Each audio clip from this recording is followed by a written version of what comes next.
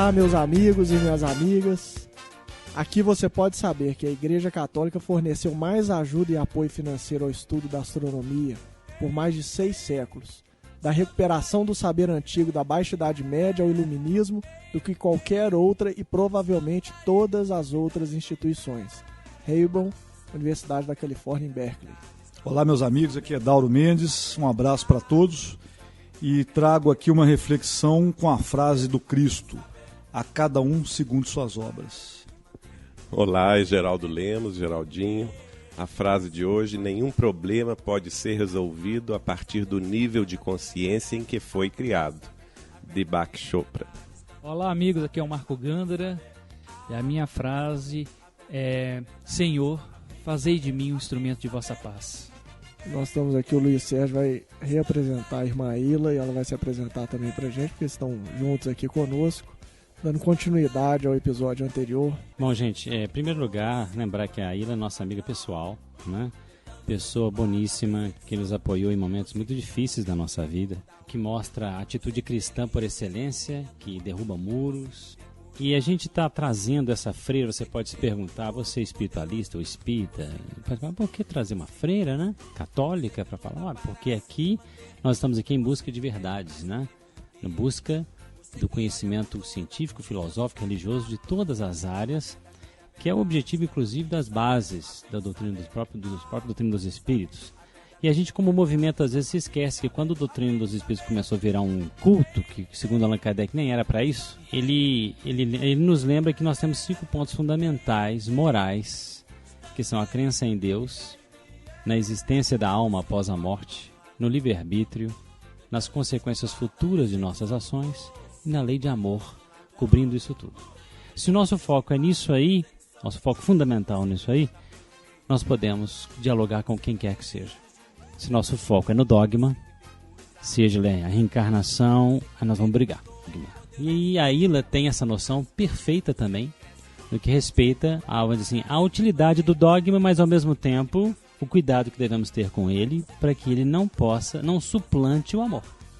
Que as verdades doutrinárias não suplantem a verdade do amor, né, do bem-querer, da amizade, da fraternidade. É por isso que o Allan Kardec diz o seguinte, que o espiritismo repousa por conseguinte em princípios independentes das questões dogmáticas. Suas consequências morais são todas no sentido do cristianismo, porque de todas as doutrinas é esta, o cristianismo, a mais esclarecida e pura. Razão pela qual de todas as seitas religiosas do mundo, os cristãos são os mais aptos para compreender o espiritismo em sua verdadeira essência. Profunda mensagem de Allan Kardec no livro que é o Espiritismo. Então, colocados esses fundamentos aqui, gente, fica explicado porque nós trouxemos a nossa irmã, porque ela é progressista, ela tem trânsito pelas áreas científico, filosóficas e religiosas, né? Ou seja, o tríplice aspecto faz parte da sua vida, né? Apesar dela pagar um preço por isso, né? Isso todo mundo paga um preço por essas ousadias no planeta do egoísmo, mas é por aí e a gente tem muito prazer de estar com ela aqui hoje. A Ilha se apresenta pra gente, então, com suas próprias palavras. Muitas pessoas já te conhecem lá do Pode Ser, muitas pessoas te conhecem aqui de Belo Horizonte, lá a turma do Manuel Felipe Santiago. Tem longas histórias, mas não é o nosso tema de hoje, né? Mas se apresenta rapidamente pra gente. Meu nome é Aila e participo da comunidade Nova Jerusalém e gosto muito do diálogo interreligioso e também gosto muito da pesquisa, seja na área da religião, da ciência, da filosofia. Minha frase é: tudo concorre para o bem daqueles que amam a Deus. Paulo de Tarso, na Carta aos Romanos.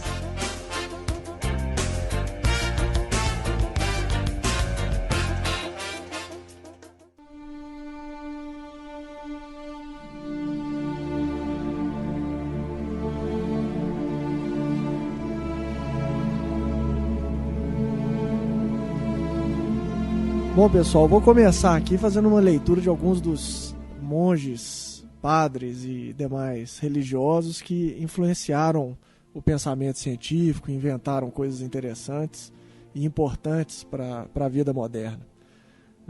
A igreja, na verdade, ela funda a primeira universidade do mundo em Bolonha, na Itália. A criação da instituição dá à Europa um impulso intelectual que desembocaria no Renascimento no século XIV. e na Revolução Científica entre os séculos XVI e XVII. Só para vocês terem uma ideia, aqui, o padre Otton, São Mesrobe e Arduino criaram tipos de alfabeto para poder divulgar a evangelização pelo mundo. Eles criaram alfabetos específicos para civilizações que não tinham um alfabeto desenvolvido o suficiente para que as traduções pudessem ser feitas e o conhecimento pudesse ser divulgado. Os jesuítas da Companhia de Jesus foram tão exímios nas ciências que neste exato momento 35 crateras lunares têm nomes de cientistas jesuítas. O padre católico franciscano Roger Bacon, do século XIII, que lecionava na Universidade de Oxford, é considerado o precursor da Revolução Científica. O padre Cassidoro, em 505, inventou o relógio. Silvestre II, o Papa Silvestre II, fez o primeiro relógio de rodas. O padre Pacífico de Verona inventou o relógio de bolso. O padre Magnon inventou o microscópio. São Boaventura, a teoria da termodinâmica. Os padres Lona e Beccaria descobriram as leis da eletricidade. O padre Sec, jesuíta, descobriu a análise espectral. O padre Procópio Divish, em 1759, descobriu o para-raios, na verdade, não foi Franklin, né? Que somente deu uma aplicação prática para a proteção das casas.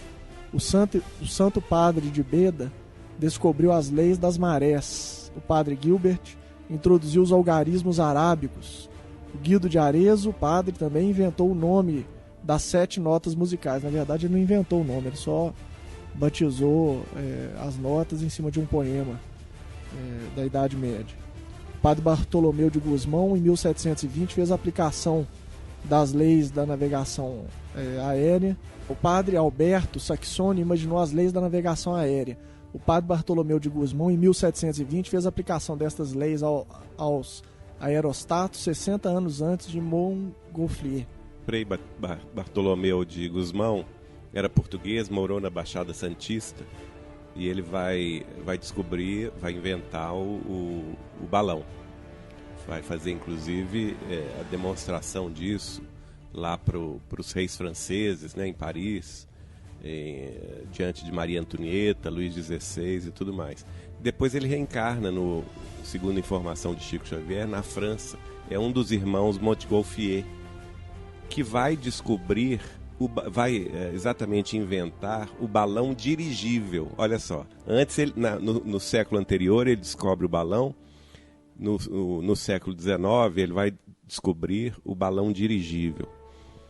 E logo em seguida reencarna como brasileiro Santos Dumont. É o que está também ratificado na obra mediúnica lá do Gilson Freire, né? Ícaro Redimido, que narra também a mesma história, né? Bartolomeu de Gusmão, e que numa encarnação anterior foi inventor do canhão, em outra encarnação pretérita. E antes disso, segundo o Chico contou, a família de Clóvis Tavares, lá de Campos, tinha sido também o desbravador Cristóvão Colombo, e antes dele Marco Paulo. O padre Penton inventou a bicicleta em 1745, Barram Monge descobriu o freio das locomotivas, o padre Cavalieri, jesuíta, inventou a policromia, os padres Ponquet e Eper, beneditinos, estabeleceram um método de educação para surdos mudos. Aí tem mais aqui, o bispo Virgílio de Salzburgo, que foi descobridor da existência dos antípodas. O padre Alberto Magno, dominicano, descobriu o zinco e o arsênico. E por aí vai, né? Aquele padre Lemaitre. O abade Lemaitre, que foi um dos precursores da cosmologia, né? Pegando a teoria geral da relatividade de Einstein. Tem uma foto dele, inclusive. E mostrando a expansão do universo. Começou os primeiros estudos mostrando a expansão do universo, vendo das equações do Einstein a expansão do universo, né? Que deu aí, a partir daí, a sequência com a questão do Big Bang, né? Trazendo o Big Bang, a origem do universo, a expansão do universo, a partir de um momento. Saiu das equações de Einstein. Aí é que entra exatamente o que eu falei, que eu acho que Aristóteles deixou de compreender determinadas coisas transcendentes e de uma amplitude que ele não conseguia visualizar. Então aquilo ele guardou de lado e propôs uma forma, um resultado de observação que absolutamente não correspondia à realidade infinita dos fatos, né? em que os fenômenos naturais se desdobram ao infinito, tanto para o microcosmo quanto para o macrocosmo. E diante da incapacidade dele, talvez, de compreender todas essas reverberações do infinito na observação dos fatos, ele guardou aquilo numa sacola que era pequena depois, na Idade Média, para caber todas as descobertas que a ciência vinha trazendo através desses expoentes, dessas estrelas que caíram do céu para iluminar o pensamento humano. E é interessante que Aristóteles ele traz um conceito que é extremamente atual com a física de hoje, né? A questão da potência, que ele falava, né? Desse estado, dessa forma de existência potencial, que a mecânica quântica coloca através da questão da superposição de estados, que é uma forma de existência potencial, né? De possibilidades. E Aristóteles já teve esse insight naquela época, mas ao mesmo tempo ele comete o grande erro de falar da composição da realidade dos universos através dos 4 elementos. Então você vê que interessante, ao mesmo tempo que ele teve um insight que hoje está de acordo com uma visão, uma interpretação da mecânica quântica, ele teve outros que estavam completamente equivocados. A construção da natureza é constituída através de 4 elementos, né? Então, é interessante. Agora, eu acho, sabe, que o problema de Aristóteles e que depois entrou para a teologia católica, que inclusive não só os hospitais, mas foi a Igreja Católica que criou as universidades. E que todas as ciências que apareciam nas universidades eram desenvolvidas principalmente por padres e frades e etc., e as leis de Mendel e os monges e essas coisas todas. Então, o problema não era que a igreja tivesse fechado a ciência, mas é que ela recebeu de Aristóteles uma coisa que o que era determinante era o aparato teórico. O teórico suplantava qualquer experiência da realidade. E a ciência moderna vai ter que ter o experiente, vai ter que comprovar o que ela faz? Experiências particulares, e daquela experiência particular ela universaliza a experiência numa lei universal matemática. Então o teórico é posterior à experiência, e a experiência fica determinante na ciência moderna. É o uso do método, né? Observação, dedução e experimentação.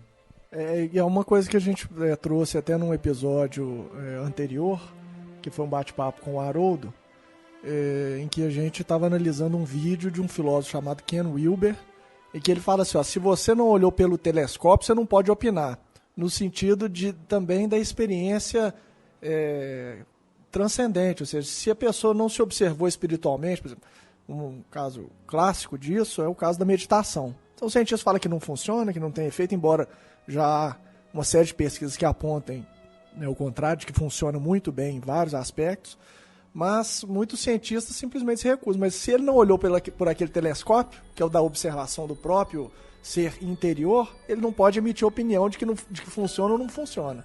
Né? Então tem esse lado. De certa forma, isso aí seria a ditadura da teoria, né? Que não deixa de ser um fundamentalismo também.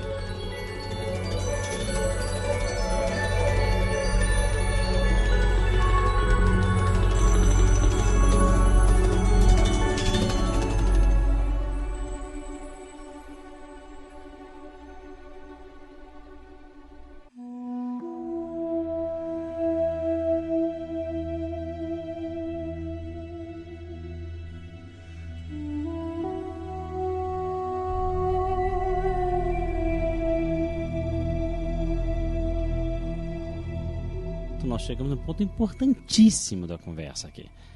Porque nós estamos chegando num ponto que o Juan Antônio Estrada, naquele livro Para Entender Como Nasceu a Igreja, ele diz o seguinte: há 400 anos depois de Cristo, o carisma foi retirado da igreja.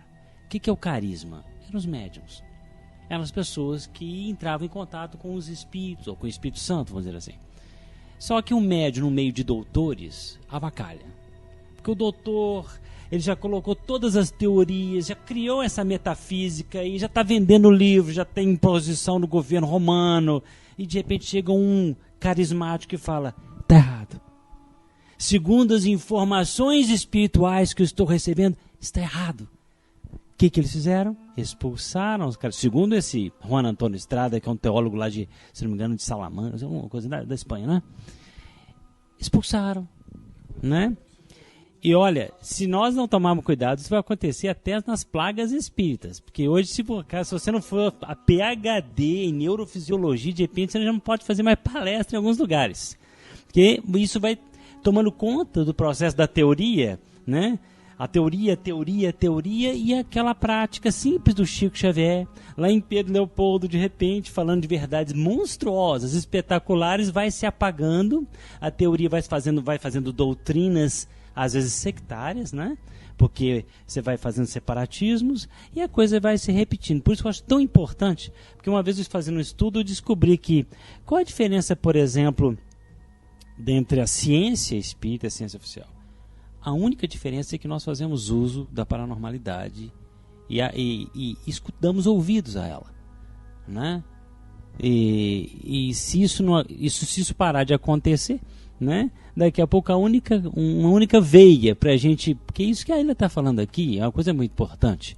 Quer dizer, vamos prestar atenção à física quântica, que na verdade para mim é paranormalidade. A física quântica é um fenômeno paranormal que estamos fazendo uma ginástica enorme para começar a entender como a gente está tentando, nesses últimos 150 anos, tentar entender a paranormalidade de uma forma também um pouco mais racional com o conhecimento espírita. Então, eu acho esse ponto porque isso, gente, eu acho que é a ferramenta para ressuscitarmos a verdadeira religiosidade cristã, que está lá com Jesus Cristo, que veio nos mostrar, né?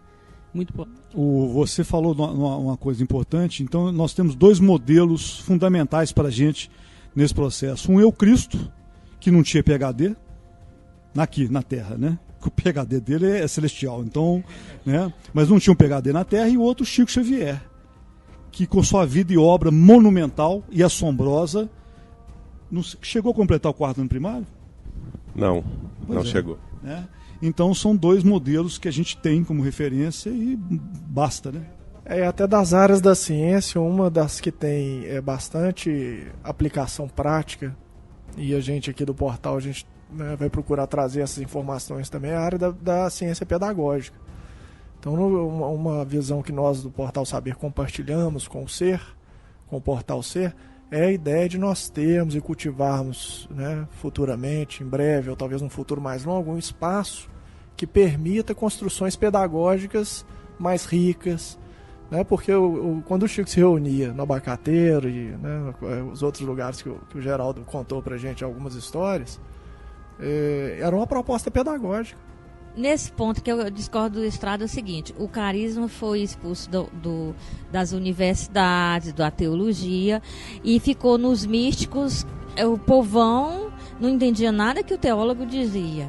Então, temos duas histórias quando a gente estuda a teologia. Tem a história da teologia, que são as grandes linhas de pensamento dos teólogos, e temos a história dos místicos, dos que têm contato com o Espírito Santo, e é a quem o povo se dirige.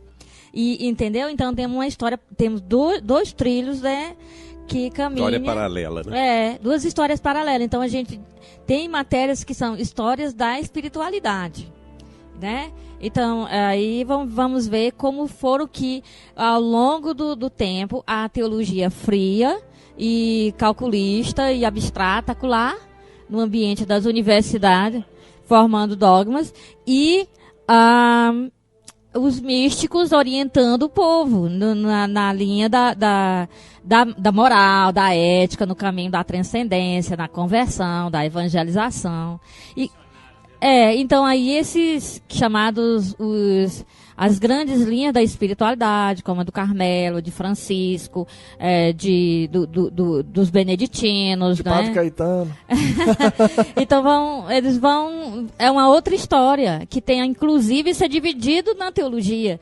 Tem as matérias da espiritualidade, para entender as grandes linhas da espiritualidade, ao longo de 2000 anos, e a história da teologia, é como o pensamento teológico foi se apresentando. O ser humano gosta de separar as coisas, né? Eu já li muito sobre os sofrimentos que às vezes determinadas chamadas santas, né, elas tinham, quando elas tinham capacidades paranormais, devido à ignorância das companheiras, né, daquela situação, e talvez exatamente por causa da doutrina, ou das doutrinas meio equivocadas, né?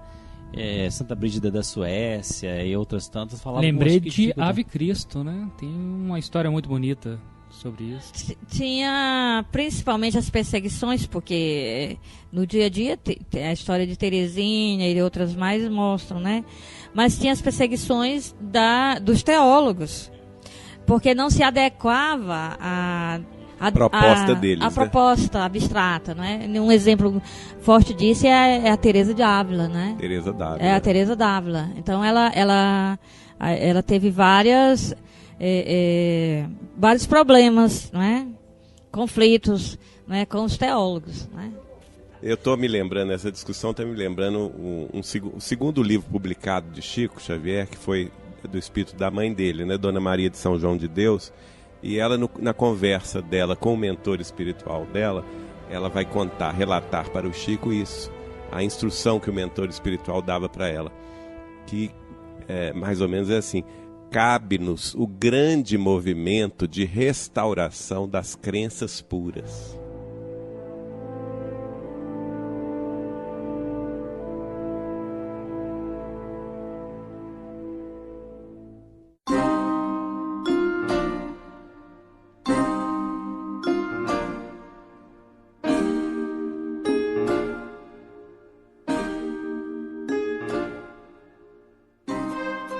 Nos seus estudos, o que você já identificou que fundamenta a existência do Cristo, dos apóstolos? O que você conhece, não só do ponto de vista do judaísmo, mas de evidências arqueológicas e históricas? Até onde você conhece? Fala pra gente. Bom, uma das ciências que mais ajuda ao estudioso da Bíblia é a arqueologia, né? Principalmente, não tanto porque se encontra, por exemplo, uma coisa que Cristo usou, ou alguma coisa, não é? Mas porque se encontra muitos objetos que são da época, e os objetos falam. O arqueólogo faz a leitura do objeto. Então, encontrar objetos em Jerusalém que são da época de Jesus mostra o estilo de vida, o que se vivia, né? Então, isso aí se encontra muito. Agora, sobre a existência de Jesus, não há nas ciências nenhuma comprovação. É bom que isso fique claro. Como também não existe de Sócrates e ninguém duvida que Sócrates tenha existido, né? E outros do passado, né? Também não há comprovação de Moisés, né? Tudo que se sabe de Moisés, porque às vezes as pessoas dizem assim: tudo que se sabe de Cristo vem dos discípulos de Cristo. Mas tudo que se sabe de Moisés vem dos discípulos de Moisés, tudo que se sabe de Sócrates vem dos discípulos de Sócrates, né? Então, não é critério. O que nós temos para conversar com os cientistas, é que há critérios, não é, elaborados pela própria ciência, a ciência que pesquisa as narrativas, os textos, não é? Porque também o teólogo não se coloca diante do texto sem nenhum critério científico, mas ele primeiro tem que ver o texto e entender o mundo do texto e a intenção do autor do texto, e se existe critérios. Então, o que nós temos? Nós temos alguns critérios para a existência de Jesus.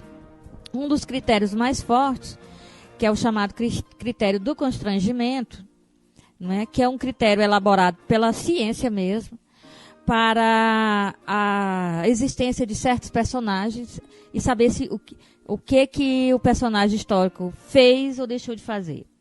Então, o que se dizia? Bom, se eu sou muito fã do Chico Xavier, não é? Eu sou admiradora dele e eu quero escrever alguma coisa sobre ele, então, obviamente, se eu tiver que, por acaso, a tentação de criar alguma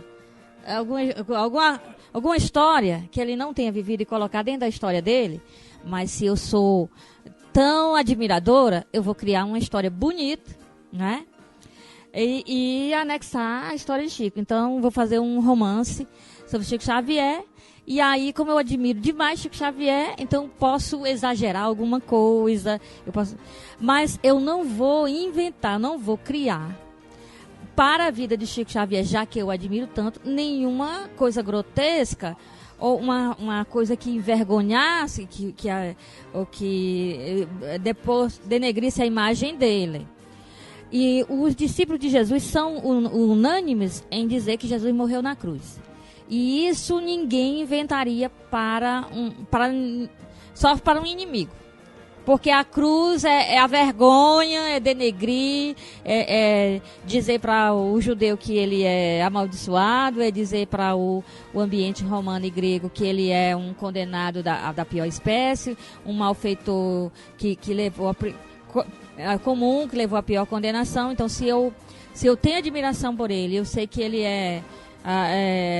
o que se chama de filho de Deus, ou governador do mundo, ou um homem piedoso, um santo, um ser humano grandioso, eu posso criar qualquer coisa exagerada sobre ele, menos que ele tenha passado pela cruz. Se a gente pega o livro Paulo e Estevão, fica muito claro que Jesus não era, digamos assim, o ápice do consenso entre os judeus. Então, você vai criar uma história e contar sobre uma pessoa que afronta em vários aspectos os costumes da época e causa tanta polêmica, né? E isso está muito bem retratado na conversa de Paulo de Tarso com o pai dele.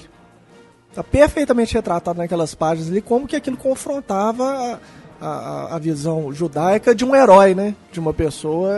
Era um grupo minoritário e um grupo que se tornou grande, que depois de apóstolos, né? De mensageiros que tiveram a coragem, depois que ele apareceu através da ressurreição, deram a eles a coragem, porque até então eles estavam escondidos em um grupo minoritário. E aí esse grupo minoritário se tornou esse movimento estrondoso de 2 bilhões de pessoas no mundo, que são, né, ou mais de 2 bilhões, que são cristãos. Mas é nem que eu quero pegar.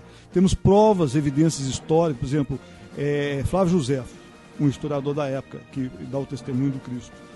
Temos Plínio, temos Suetônio, Tácito, nós temos evidências históricas, como, por exemplo, prego, acharam um pé, né, com um prego, mostrando que a crucificação realmente era uma prática da época, datada de 2000 anos. Acharam um barco, que era exatamente a descrição dos barcos, um barco que cabia de 12 a 15 pessoas, acharam datado de 2000 anos, acharam no Lago de Genezaré, né? E tem várias evidências, os próprios evangelhos apócrifos, né? A questão do manuscrito do Mar Morto, que bate muito, né, com, quer dizer, coisa que foi guardada durante 2000 anos e tem uma relação com o Velho Testamento que chegou em nossas mãos, né? Dizem que não foi tão modificado assim. Então, se aquilo que passou de mão em mão, que poderia ter maior interesse, porque era a história do judaísmo, por exemplo, né, do povo judeu, o Velho Testamento tem mais essa característica, então poderia ter sido manipulado, e não foi tanto, de acordo com os estudos que eu vi, comparando o Velho Testamento que chegou em nossas mãos e os manuscritos do Mar Morto que chegaram, né? Se não for manipulado, por extensão, você pode pensar também que os 4 evangelhos, apesar de ter suas diferenças, também não foi tão significativamente alterado, apesar de ter passado de mãos em mãos, dos copistas e tudo mais, mas em essência chegou forte.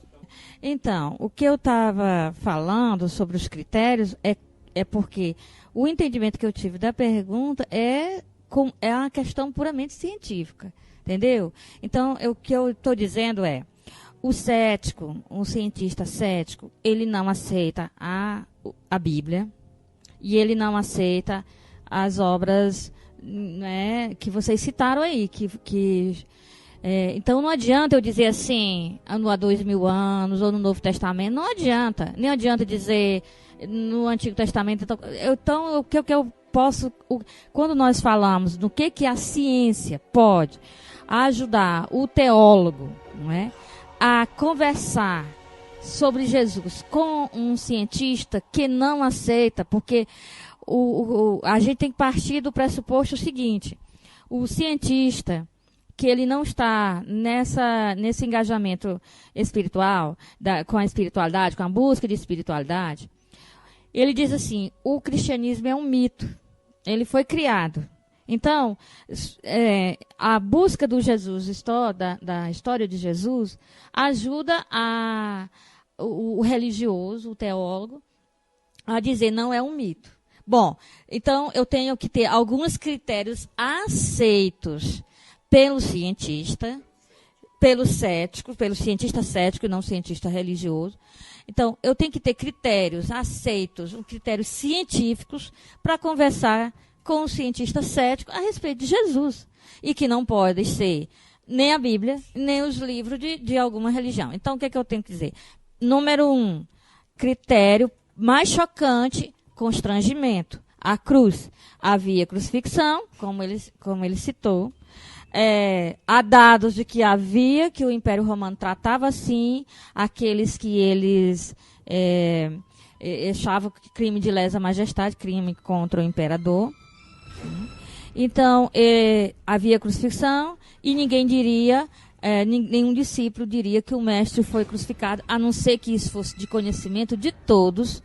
Então, teria um evangelho que é chocante, que começa de forma chocante. O evangelho de Marcos diz assim: boa notícia de Jesus Cristo, não é? E a boa notícia que ele vai desenrolar é mostrar como foi que Jesus foi parar na cruz.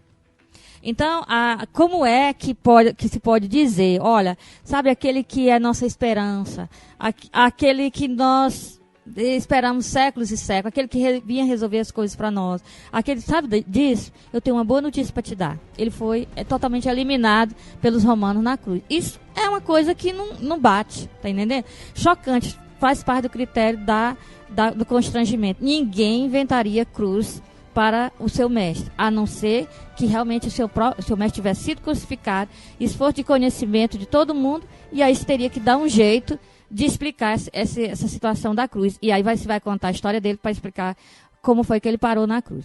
A outra coisa é o critério da plausibilidade, que é o que ele citou, né? Ele citou barcos da época, era plausível, eu posso dizer que Jesus teria entrado num barco e feito assim, assim, assim? Sim, porque os barcos da época eram assim. Aí que entra o que eu disse antes, que os achados da arqueologia, de forma indireta, não servem para provar a existência de Jesus, servem para dialogar. Então, mostram que os textos do Novo Testamento não são absurdos, né? Eu encontro na arqueologia coisas plausíveis que Jesus pudesse ter feito e ter dito, porque na época se fazia e se dizia, né? A outra coisa é um critério da descontinuidade, que se esperava que um judeu da época dele, nascido onde ele nasceu e tal, dissesse e fizesse tais e tais coisas em relação ao Império Romano, que era o ódio ao imperador romano, todos diziam isso, a guerra, e ele disse, os seus inimigos, então não cabia. Ou então que ele andava com mulheres, que ele tratava com... Ninguém iria inventar uma coisa dessa. Isso não passava pela cabeça de nenhum escritor. Então, se for dito, porque ele fez, porque ninguém conseguiria naquela época inventar uma coisa dessa. Então, é uma outra coisa. Agora, não dá para a gente falar sobre o testemunho flaviano, que é o trecho de Flávio Joséfo, né, que menciona Jesus, porque o texto foi adulterado por monges. Algumas coisas foram acrescentadas. Então, é o seguinte, se você escreveu uma linha sobre alguém, mas na hora de copiar o seu texto, eu acrescentei 2 parágrafos, o texto inteiro fica desacreditado. Fica desacreditado. Então, o que aconteceu? Mas como eles sabem que isso foi adulterado? Quais são as evidências? É por causa das próprias método de abordagem de um texto antigo. Então, se suprimir as informações de Flávio Joséfo, de que ele foi tido, que diz que Jesus foi tido como Messias. Primeiro, Flávio Joséfo conta a história de todos os supostos Messias, não é? Da época de Jesus, o Teudas, o Júda e tudo mais, e nunca menciona a palavra Messias, que ele toma cuidado para Cristos, não menciona Cristos para nenhum deles, embora todos eles quiseram ser o Cristo. Então, não menciona a palavra Cristo para nenhum deles, porque ele tem medo do que o Império Romano pode entender com o texto dele. E aí menciona para Jesus. E a descrição, se você retira, primeiro, não é o estilo de Flávio Joséfo, o vocabulário é outro, e se você retira, o texto de Flávio Joséfo flui normalmente. Então, quando se pega o texto em grego e vai fazer isso, se descobre que é um acréscimo. E se uma parte é o acréscimo, as poucas palavras que são ditas fica desacreditando. Então, o que aconteceu mesmo, provavelmente no texto de Flávio José? Ele mencionou Jesus como mais um que se foi acreditado como sendo alguém que iria libertar os judeus do Império Romano, mais um revolucionário, e que o Império Romano deu cabo dele. São informações vagas, como as informações a respeito dos outros. Não é? E aí o copista da Idade Média foi e acrescentou o resto. E é claro, se você utiliza os métodos de abordagem de um texto antigo, o testemunho flaviano cai por terra. Então, para não ter esse tipo de coisa, de que o cético joga na minha cara, que o texto foi adulterado, e foi, né? Então, já não menciono Flávio José. Não dá para dizer assim, um historiador da época de Jesus o menciona, não é? Isso serve para provar que ele existiu. Não. O que Flávio José faz é mostrar, ele serve como critério indireto também, porque ele mostra que várias pessoas da época de Jesus foram acreditadas como sendo Messias, quer dizer, populações, multidões, seguiram pessoas, né, homens que foram aparecendo um após o outro, e Jesus estava entre eles. Então é possível Jesus ter existido e ter tido discípulos e multidões terem ido atrás dele, etc. Serve como um critério indireto de novo, certo? E também indireto, porque a gente tem que lembrar o seguinte: os textos de Aristóteles, os textos de Platão, os textos do Novo Testamento, os textos de Flávio José e desses autores antigos, eles foram durante séculos copiados, certo? Foram copiados e eles foram adulterados, não é? Então, há variantes nos manuscritos, há variantes nos manuscritos do Novo Testamento, não variantes graves, mas há variantes. Luiz Sérgio citou a Vulgata, né, que é a tradução latina, né, mais do que a Vulgata, a primeira versão em latim é chamada Vetus Latino, tem erros terríveis, tanto que o Jerônimo foi convocado para fazer uma nova tradução e que se tornou a Vulgata, propriamente dita. Já é uma coisa mais corrigida. Então, pior não é a Vulgata, Luiz Sérgio, é a Vetus Latina. Certo? Então, há variantes nos manuscritos, a gente tem que trabalhar com as variantes. As variantes que nesse manuscrito do século IV, tem essa frase bem aqui. No outro, não tem. E aí, qual dos dois, não é? Então, acho que o Haroldo é o melhor para também conversar com vocês sobre isso. Mas tem o que se usa para traduzir a Bíblia hoje? O Vaticanus, que é do século IV, e o Sinaítico, que também é do século IV. Então, esses aí são os mais antigos e se usa para servir de texto para as traduções de hoje, não é? Então, outros manuscritos, eles são mencionados nas notas de rodapé de um texto grego bem feito, ele é mencionado, mas no manuscrito tal está essa frase, no manuscrito tal está essa palavra, no manuscrito do ano tal está essa outra coisa. Para você ter uma ideia, tem um manuscrito que diz assim: um homem estava seguindo Jesus, dizendo: Senhor, me cure, né? Se eu não me lembro, acho que é um leproso. Eu quero ser curado e tal. E Jesus, o manuscrito diz: Jesus ficou com raiva. Jesus ficou com raiva porque Jesus estava querendo passar incógnito naquela região. Porque dizer assim, e ele dizia: Senhor, Messias, me cure, né? Então agora estou em dúvida se é o leproso ou se é um cego. Me cure, que o Senhor é o Messias, né? E aí ele ficou chateado, porque se pensavam que Messias era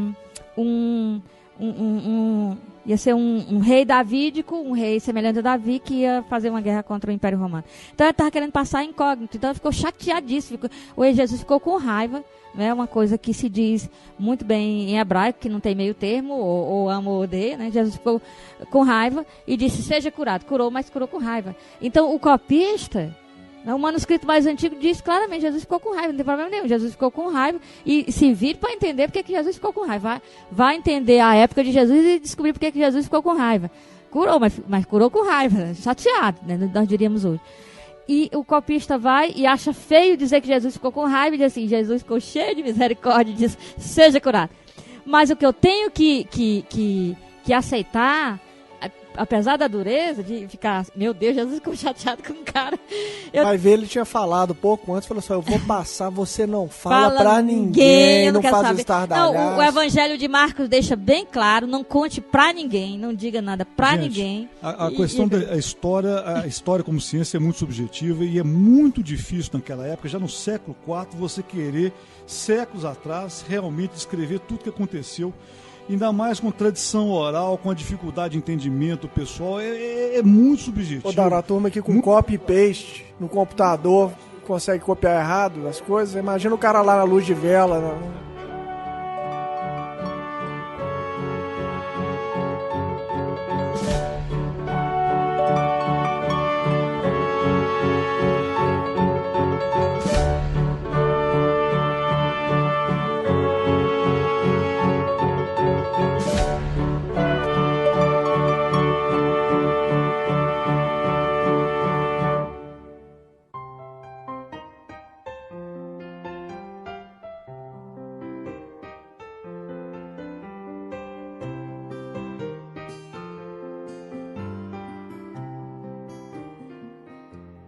E outro detalhe interessante que eu tenho visto de tudo que eu vi, que eu estudei até hoje, que os maiores historiadores, né, desse tipo de buscar o Jesus histórico são unânimes que ele existiu, mesmo ateus. São unânimes. Há uma coisa que chamaram de hipótese de trabalho, né? A hipótese de trabalho do Jesus histórico é a seguinte. Os cientistas disseram assim, bom, nós não podemos passar o resto da vida e uma geração depois da outra dizendo que não há provas de que Jesus tenha existido. Então, o que a gente faz? A gente entra em acordo agora. Ele existiu. Há critérios para dizer que ele existiu, como alguns dos critérios eu citei aqui. Então, eles foram unânimes em dizer, ele existiu, e o que nós vamos fazer agora? Ver o que ele pode ter feito, ele pode ter dito, etc. Mas eu estou sempre aqui conversando com vocês, tratando-se de um cético, né?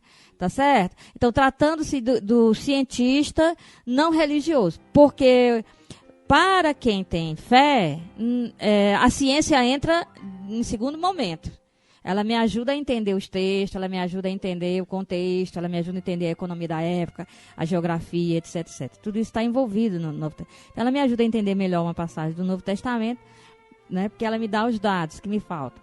E que na época era o óbvio, ninguém ia colocar, porque era o óbvio. Então, hoje eu preciso da ciência para me dizer. Então, a ciência entra em segundo momento, para me ajudar a entender o texto. Agora, quando se trata do cético, a ciência vem primeiro. Então, meu diálogo com essa pessoa tem que ser dentro dos parâmetros científicos. Então, eu posso dizer assim, olha, os pesquisadores do Jesus, da historicidade de Jesus, ou do Jesus histórico, são unânimes. Não é questão de fé, né? São unânimes a partir de certos critérios, entraram em acordo de que Jesus existiu. Tendo ele existido, o que é possível ter dito e o que é possível ter feito? Aí já é um segundo momento. Tá certo? Então, veja, mas mesmo eu mencionando essas coisas aqui como exemplo, o texto que nós temos hoje do Novo Testamento e do Antigo Testamento é confiável. Tá entendendo? É confiável. Então, o que há é correções, como essa que eu disse, achou estranho Jesus dizer isso, e é compreensível dentro do contexto, é compreensível, né? A tentativa de explicar, não é? Uma coisa que na época... que diz assim, Jesus diz uma palavra em aramaico, está lá no texto bíblico. Mas na época do copista, já não se... Ele diz, ninguém vai entender isso aqui, deixa eu dizer a tradução. Né? E aí coloca do lado a tradução. Que traduzido é não sei o quê, né?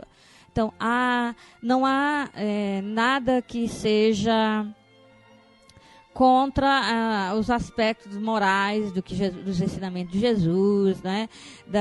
A respeito da transcendência de Deus, não há nada mexido nisso, dizer que é uma invenção, não há.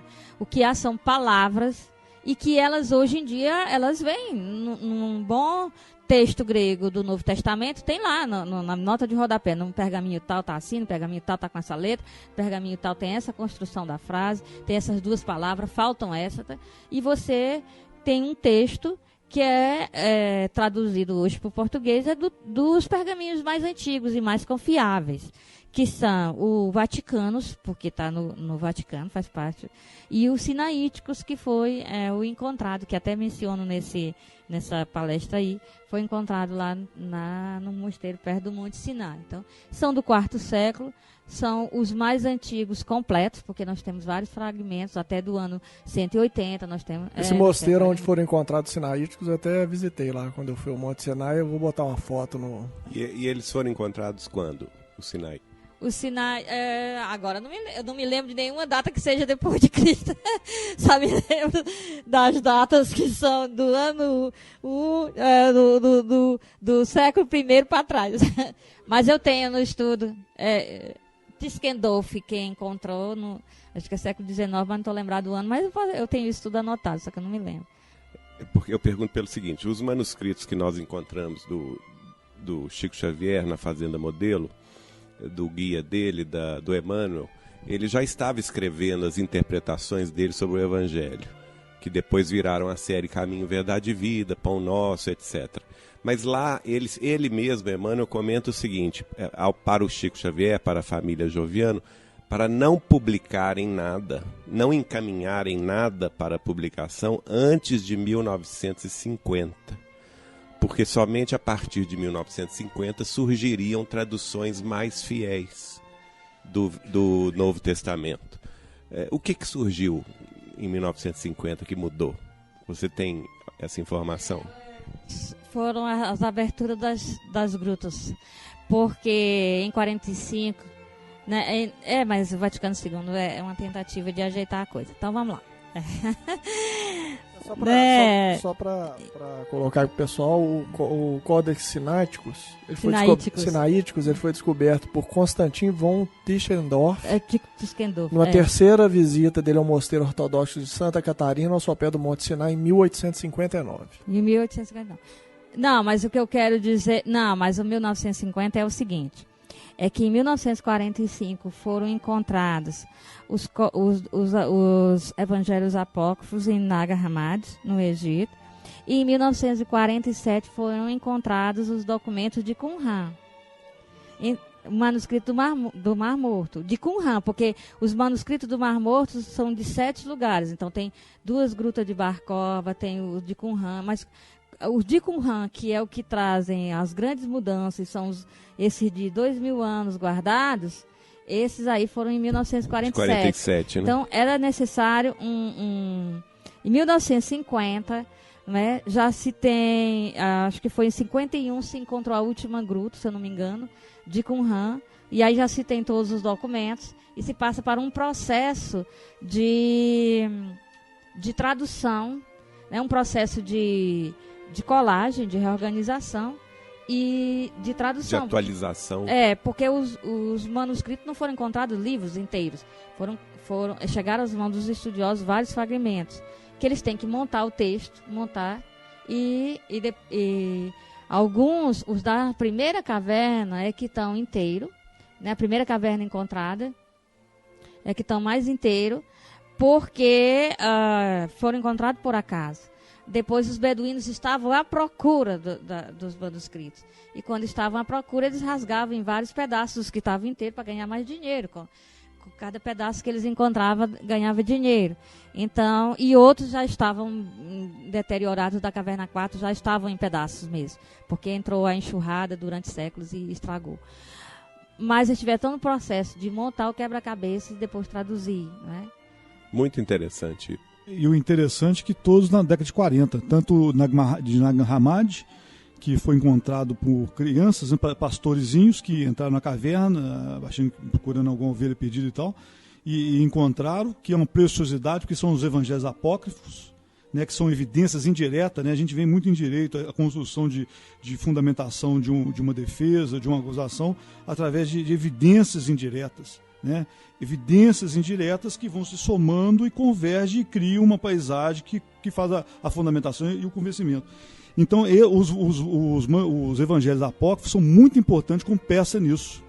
Né? E outro detalhe também que você tinha falado antes, de uma das evidências que eles falam, que a primeira pessoa a ver o Cristo, depois da ressurreição, foi uma mulher, Maria Madalena. E na época, as mulheres eram consideradas seres inferiores.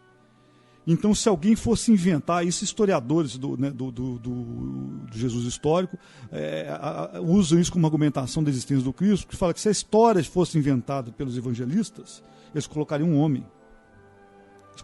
E outra coisa que eles falam também, eles contariam a mesma história. Porque se você vai inventar uma coisa, você combina. Você combina e constrói.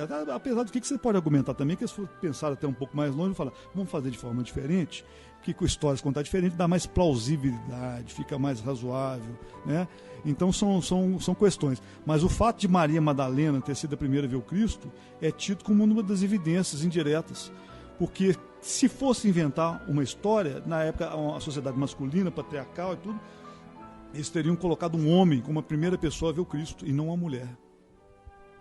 Só não concordo com a parte de que a mulher era tida como inferior. Segundo nosso critério seria, né?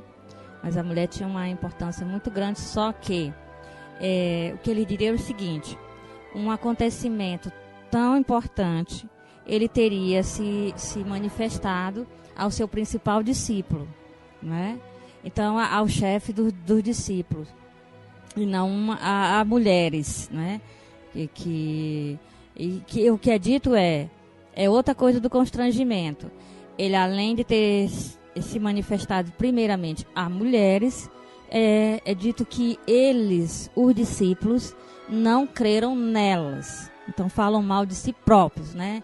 Então eles não teriam dito isso também. Isso também é do critério do constrangimento. Então, ela tinha uma importância diferente da importância que tem hoje. A importância dela era caseira, né? E a importância da mulher hoje é fora da casa. Então, ela tinha importância, mas nesse sentido, porque é uma coisa extra, né? Uma coisa de segmento, de discipulado, ele teria se manifestado ao principal dos seus discípulos, né? Só nesse sentido. Mas só fazendo uma brincadeira, será que ele não pensou assim, bom, eu tenho que aparecer para alguém que vai comunicar a notícia o mais rápido possível? Ele pensou, mas aí ele era inteligente, teria dito, e ninguém vai acreditar, então é melhor eu não fazer isso, né? Bom, gente, é isso, nós vamos encerrando essa segunda parte do episódio que nós tivemos o prazer de gravar com a irmã Aila, dos 2 episódios. Eu queria agradecer muito a presença dela, do Luiz, do Dauro, do Geraldinho, Marconi, Gandra, e agradecer a todos vocês que estão ouvindo, Luiz Sérgio, e agradecer a vocês todos que estão ouvindo.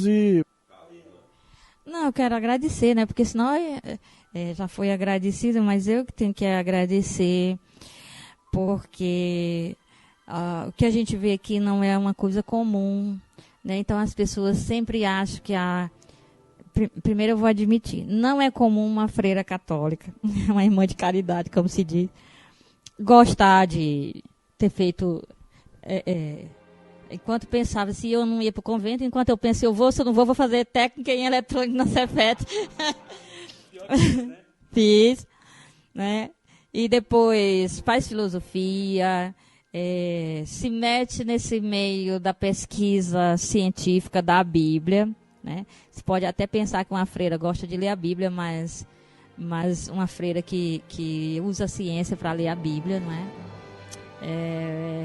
Que fica queimando os neurônios com os métodos de pesquisa de texto, né? Com a linguística, com o estruturalismo, com todas essas coisas, com os idiomas antigos, né? Que não são fáceis, a cultura antiga, a leitura da arqueologia, né? Tem que ler, tem que deixar as pedras falarem, os copos, as jarras, essas coisas. Então, isso não é comum, mas também não é comum o que estamos fazendo aqui, não é? Que é dar oportunidade, não é? Num ambiente aqui. Então vocês são do mesmo grupo, são religiosos, que eu estou falando, né? Então, são espíritas e convidam uma freira para conversar sobre ciência, filosofia e religião, né? Então, isso aí não é uma coisa que se vê costumeiramente no cotidiano. Então, agradecer a oportunidade, não é? Então, e também só dizer uma coisa, não se coloca nos dois pratos da balança, e não é certo se colocar, ou eu uso os meus neurônios e uso a ciência e diminui a minha experiência espiritual, ou eu vou em busca da mística, como se diz no lado católico, ou da espiritualidade, como se diz entre os espíritos, e aí eu não tenho como me envolver com a ciência. Isso não existe. O que existe são pessoas que têm um chamado mais direcionado para uma ou outra coisa, não é? E uns são mais da mística, outros são mais do serviço ao pobre, outros são mais do estudo.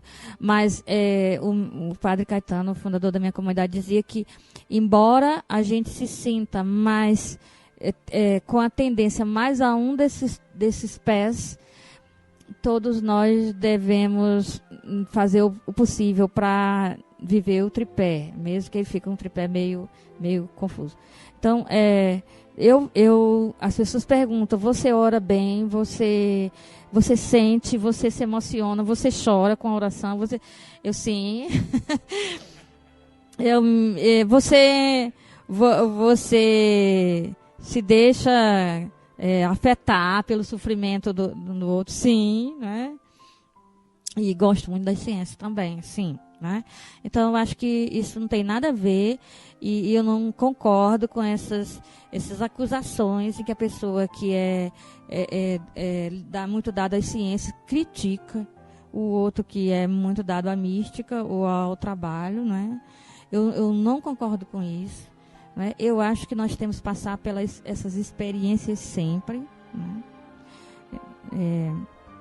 Temos sempre que tentar vivenciar essas dimensões, embora nós nos sintamos chamados para isso. Então, graças a Deus, Deus me colocou 10 anos num lar de idosos, né? Me fez participar de grupo carismático, depois me colocou 10 anos trabalhando com lar de idosos, e agora eu trabalho com a parte intelectual. Talvez depois ele vire a coisa e faça de novo viver as 3 experiências. Vou estar muito agradecido se puder. Né? Então, mas não é porque eu estava no lar dos idosos que eu não estudava ou não tinha minha vida de oração. Não é porque eu era carismática que eu não estudava ou não servia o pobre. Não é porque agora eu estou na parte da dimensão intelectual que eu não ore ou que eu não sirva o pobre. Entendeu? Então, eu dou mais ênfase a esse aspecto, mas os outros estão presentes. Né? Então, eu acho que a gente tem que também trabalhar se complementando. Então, agradecer a oportunidade, né? De estar aqui com essa amizade toda, né? E mesmo quando discordamos, estamos aqui em busca da verdade, né? E é isso. Obrigada. Nós aqui temos que agradecer esse encanto que você é e trazer para nós esse sentimento tão bonito de fraternidade, de amor, de dedicação à luz da verdade. Isso é inspirador e nós te agradecemos muito por isso. Mandem aí as suas ideias, suas colaborações, as críticas, coloquem aí no portal, nos comentários, e acompanhem o Recordando Chico Xavier. Se você não ouviu ainda os episódios, se você está ouvindo aí, se você está no ano de 2017, procura lá atrás, porque tem uns episódios Recordando Chico Xavier, com a presença do Geraldinho, que a gente conta e lembra algumas histórias. O Geraldo, que teve uma convivência com ele, lembra algumas histórias que vale a pena ser contadas. É isso aí, um grande abraço para todos.